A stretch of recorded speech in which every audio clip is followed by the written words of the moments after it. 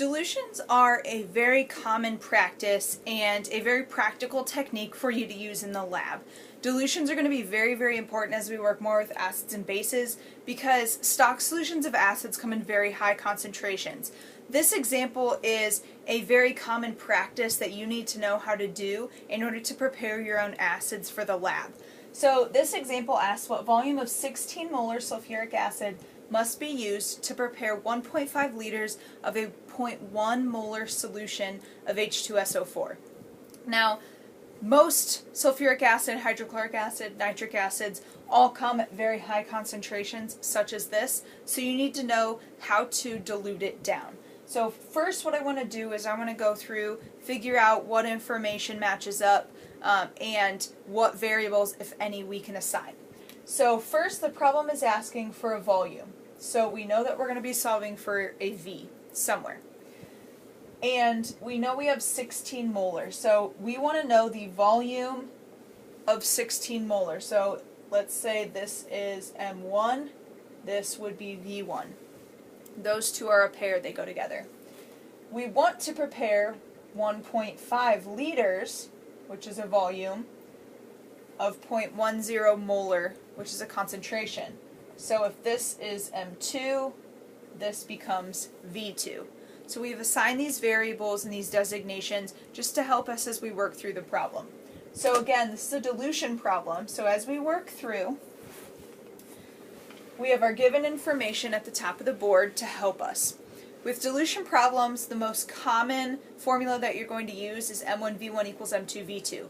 This is a very, very helpful and useful equation as you work through dilutions, so just make sure you remember this. So M1V1 equals M2V2, these are multiplied together.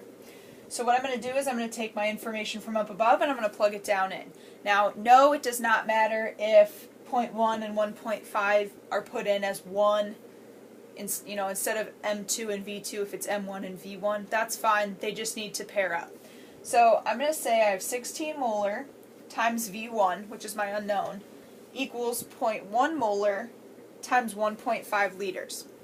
So right now I'm trying to solve for V1. So to get V1 on a side by itself, I'm going to divide both sides by 16 molar. Now notice when I divide this by 16 molar, on the left it cancels out. On the right, my molarity units cancel. So what I end up getting is 0.1 times 1.5 divided by 16. I get 0.009375 liters. And don't forget units as you work through.